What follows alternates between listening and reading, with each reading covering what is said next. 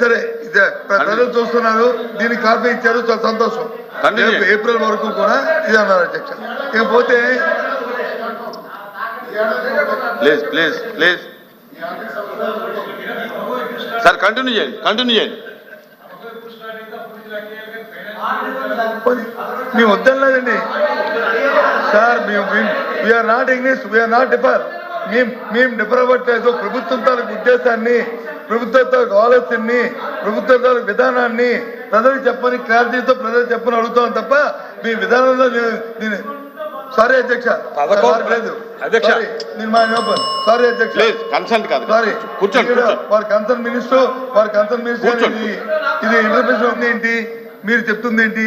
నేను చెప్పింది ఏదైతే మీరు ట్రోప్ ఛార్జీలు వేస్తున్నారో, ఏదైతే ఇందాక వచ్చి పవర్ ఛార్జీ పెంచుదామని చెప్పి ఇందాక మీరు బిల్లు పెట్టారో వాటి మీద నేను మాట్లాడుతూ ఆ రోజు ఆర్థిక పరిస్థితి దృష్ట్యా కరెంటు వచ్చి డయాబెటీస్ ఎంత ఉన్నాయి, 14-19 ఎంత ఉన్నాయి, 19-24 ఎంత ఉన్నాయి, దయచేసి అది వెరిఫై చేయండి.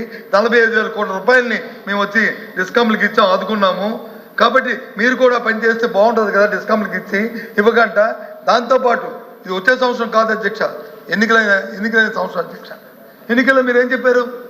నేను అది అడిగాను, కరెంటు ఛార్జీలు పెంచం కదా, ఉన్న ఛార్జీలు కూడా తగ్గిస్తా ఉన్నారు. మీకు ఇవన్నీ తెలుసు ఏమన్నారు? నాకు ఇవన్నీ తెలుసు అన్నారు కదా. మీకు ఆర్థిక పరిస్థితి తెలిసే కదా, కొత్తగా ఏమీ కొత్త పార్టీ ఏం కాదు కదా సార్. చంద్రబాబు నాయుడు 4వ ముఖ్యమంత్రి గారు, వారు మా కేశవ్ గారు అయితే ఆయన పిఎస్సి చైర్మన్ గారు చేశారు. ఆయనకి అన్ని విషయాలు తెలుసు. ఎవరు దాచినా సరే ఆయన దగ్గర దాగవు పిఎస్సి చైర్మన్కి.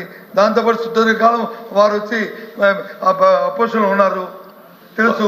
ఏ విషయం నేను అడుగుతుంది అది అడిగాను. మీరు అడిగితే అది మానేసి మీరు వచ్చి రాజకీయ ఉపన్యాసిస్తే ఎలా రవి గారు చెప్పండి దయచేసి.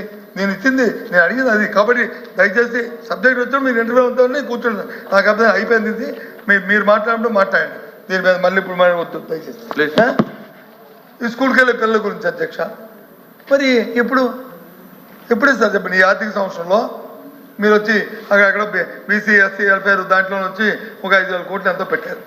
దాని నుంచి ఇది ఇస్తా ఉన్నారు. 5,000 కోట్లు సరిపోద్దా? మొత్తం 80 లక్షల మంది పిల్లలు, 80 లక్షల మంది పిల్లలకి 15,000 వేసుకుంటే అవుతుందా?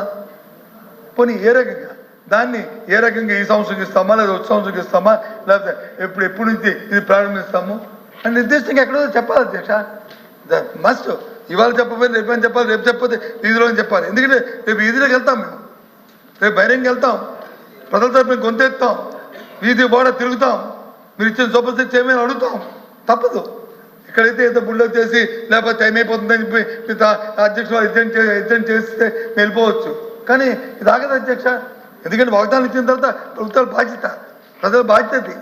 అందుకే రాజకీయ పార్టీలు ఎప్పుడు కూడా కొత్త అధ్యక్ష ఏదైనా సరే ఏది నిలబెడుతుందామో అదే చెప్పాలి, అది అమలు జరపాలి.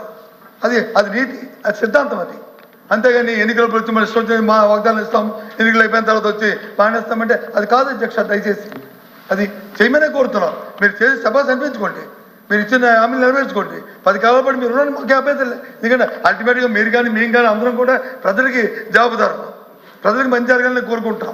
అంతేగాని ప్రజలకు నష్టం జరగాలని కోరుకోం. ఎవరు అధికారంలో ఉన్నా సరే అది చేయండి, కాదనలేదు, ఏం చేస్తాం. అందుకే చెప్పి ఎందాక అంటారు ఇంత అప్పు తెచ్చారు, ఈ అప్పులంతా ఏం చేశారని. 2,78,000 కోట్లు సార్ అధ్యక్ష డైరెక్ట్ బెనిఫిట్. ప్లీజ్ క్లోజ్ చేయండి. 2,78,000 కోట్లు డైరెక్ట్ బెనిఫిట్ అధ్యక్ష. ₹1 ₹2 కాదు. మధ్యలో దళాలు లేదు, మధ్యలో బ్రోకర్లు లేదు, మధ్యవర్తులు లేరు. డైరెక్ట్గా ప్రజలకు అందింది అధ్యక్ష. ఎందుకైంది? దానివల్ల ఏం జరిగింది? ప్రజల దానికి కొనుగోలు శక్తి పెరిగింది, వాళ్ళ జీవన ప్రమాణాలు పెరిగాయి, వాళ్ళ దానికి ఆర్థిక పరిస్థితులు మెరుగుపడ్డాయి. దాని నుంచి జరిగింది కదా అధ్యక్ష. ఇది వాస్తవం కదా, ఇది కాదు చెప్పండి అధ్యక్ష. ఇదంతా ఏదో ఇంటి పడిపోయింది కదా. దయచేసి సమయం ఏమైనా ఫిక్స్ చేస్తే చెప్పండి, ఇన్ని నిమిషాలు మానేస్తాం, పర్వాలేదు. చాలా టైం అయింది. మళ్ళీ రిప్లై ఆయనే కదా, ఆయననే కదా, ఇంకెవరు లేరు కదా. రిప్లై ఉంది కదండి. అది ఆయన ఎంతసేపు మాట్లాడి మేము ఆయన ఇష్టం, మాకే అభ్యంతరం లేదు. 5 నిమిషాలు క్లోజ్ చేయాలంటే క్లోజ్ చేస్తాను, ఎప్పుడు కూర్చుంటాను.